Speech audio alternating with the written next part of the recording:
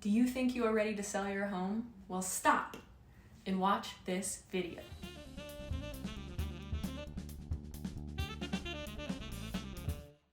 Hey, so if you're new here, I am Nicole Prigge-Taylor. I work with Coldwell Banker Central out of Ellensburg, Washington. I serve Kittitas County, Yakima County, and sometimes Grant County if you bribe me with tacos. So these videos that I am posting are aimed to help home buyers, home sellers, investors, and anyone just trying to get a general feel of what it's like living in, working in, spending time in Kittitas County. And that's, the big city is Ellensburg, but that also includes Cle Elum, Roslyn, Thorpe, Kittitas, Easton. If you were trying to get a feel for that, don't forget to hit the subscribe button down there and the bell icon so you can get notifications when videos come out. So fun fact, when you go to sell your home and it lists on the market, you're actually in a competition with every other home that has hit the market. My goal here and your goal is to give your home the best fighting chance to make an amazing first impression, get the highest offer possible with the lowest amount of contingencies and the quickest amount of time. So today we're going to go over 10 steps for how to prepare your home to sell and to sell at the highest amount possible in the quickest amount of time. Now, have no fear, if you don't have a pen and paper handy, I am going to include a link to a guide, the 10 steps, so it's all going to be written out. Just sit back, relax, and let's do this thing. So step 1, freshen up curb appeal. Just like when you are meeting someone for the first time, when a buyer sees your home for the first time, it is a first impression. And unlike that social situation at your spouse's Christmas party, you're probably not going to have a second time around the punch bowl to make a better first impression or to redo it. In this instance, buyer's going to come up, and if they don't like what they see, they might not even go in the home. So let's start with the simple stuff. Start by pulling weeds, by raking, mowing your lawn. If you have clutter around the home, because I get it, Lord knows I do, that stuff needs to go away. A storage unit might be a really wise choice. If you can put it into a garage, put it into a storage shed, whatever you need to do to have the cleanest, sharpest curb appeal possible. If the season allows, it's a really good opportunity to plant some fresh flowers, make that garden look good, zhuzh it up a little bit. And if you have trees that are starting to grow down on top of things, onto your roof line, over paths, shrubs, that kind of stuff, get those trimmed back. You want to make the best impression possible right out of the gate.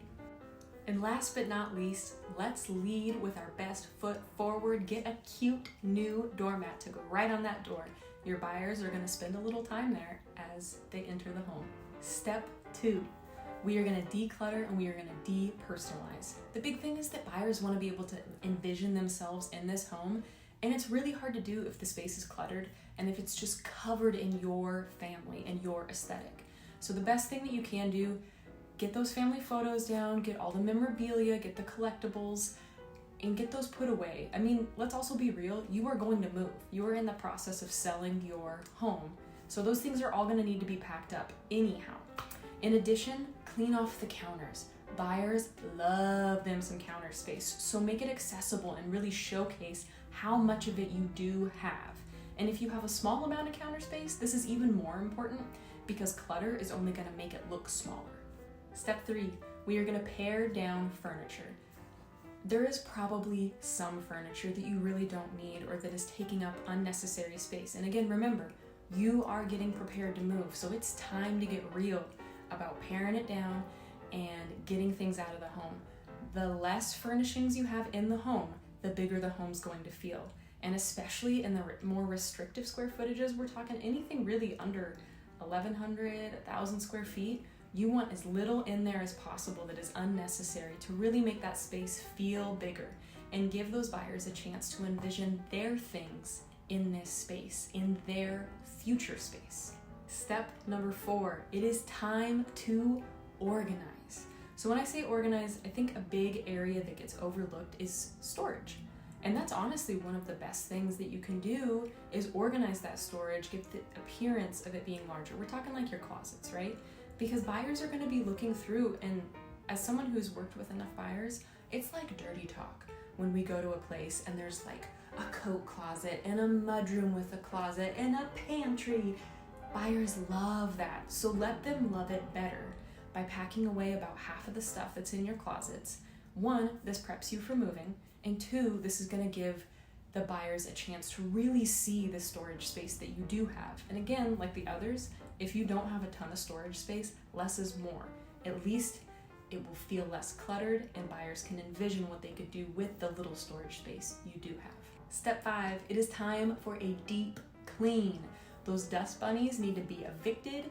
All the dog hair that's been accumulating behind your couch, I know it, I get it, it's under my couch too. It's time for it to go. Same's gonna go for it's time to bleach all of your bathroom fixtures, really take care of the grout, take care of tile. These things all need to shine. Okay, and brownie points, if you dust ceiling fans, if you dust your bathroom vent fan covers, if you dust anything like that, it accumulates dust, right? Let's get to it. Step 6, it's a smell test. We've all been in a home where it just smells strongly of cigarettes, where it smells really strongly of incense, or it smells strongly of animal stuff. I get it, I'm an animal lover. If you too are an animal lover, and let's be real, like there's gonna be some accidents, right? It's time to either do one of two things. It's time to either do a deep clean, I'm talking like shampooing those carpets and really getting everything out of there, or it also might be time to replace the carpet, because smells, it's such a visceral experience for people and everyone has different connotation. Not every buyer is going to be an animal lover. Not everyone is going to be as understanding of the smell of dog in your home. The same is going to be said for either deep cleaning or disposing of drapes, any furniture that's carrying that smell. It's time to make it smell good. A little bonus for that, be careful about having too many plug-in like scentsy things, candles burning, because scent can evoke a lot of really strong emotions and you don't want a ton attached to that. We're going for fairly neutral but still fresh smelling, so just be mindful. Okay, step 7, brighten up the space. This is a great chance. Open up those curtains, change out all the light bulbs, and let's get some consistent lighting in those spaces. If new fixtures are necessary to really make a space pop, let's do it now. Make sure that the space is bright and open. This will actually make your home feel larger too, and the buyers are going to notice that. Number 8, make repairs. This is a great opportunity to repair all the little things that you have let accumulate. It's human, it happens.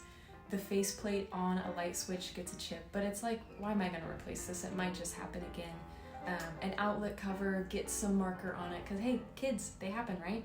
Those are things, and those are relatively, like, really inexpensive fixes, and they are less time-consuming fixes that should really happen up front. This is a chance to set the best tone with the buyer. The same will go into this general line of thought is get your HVAC system serviced, get your chimney swept, whatever it might be ahead of time that is going to give the buyer the connotation that you take really, really good care of your space. Something that might be prudent is a pre-inspection. This is a chance to get a home inspector into the space, and they are going to go through and they are going to make any of the notations for basically defects that they would find when they come through. This is a great chance for you to get ahead of things so that when a home inspector comes through with that prospective buyer, the list of things staring in the face is just that much shorter and more manageable. That way you can navigate the inspection contingency with very few surprises and just move on down the transaction. Number 9, don't skip the permits. This might just be specific to Washington State, but I kind of doubt it. It's a really good idea if you have done any medium to major repairs, additions, modifications, anything like that, and you don't recall doing a permit, it is time for you to get in touch with your municipality and confirm that whatever work you did, either A, didn't require a permit, or B, get that permit. I've seen it especially in the case of, like, let's say manufactured homes. If you have a deck that is attached and it wasn't permitted with L&I, that is something that will likely throw the transaction off of its intended timeline and will take some time to resolve. So you might as well resolve those potential ick factors, the potential appraisal issues ahead of time so that you can skip off towards closing together. Step 10, hide your valuables, lock them up. During the course of your home being on the market, you're going to have a number of people coming through your home. And while they should be registered because they will be using a key box and they will have an agent with them, it's still a great practice for peace of mind to just make sure that your home is completely buttoned up as it should be. If you have like a catch bowl that, keys, wallet, extra cash, a watch goes into, just change the habit for now and make sure that those valuables are contained somewhere and in a safe manner. You want to make sure that you make it through the showing portion of things with all your valuables intact. Congratulations, you did it! You are ready to hit the market. These 10 steps should help you get your home ready to market and ready to sell. Now, like I said before, if you'd like to get your free copy of the 10 steps, the suggestions for home sellers, go ahead, check out the description. There's going to be a link there. If this was helpful for you, please leave a thumbs up, leave a comment. If there's anything else you would like to see video-wise, I would love to know. Leave me a comment and I will get back to you. Have a really good day.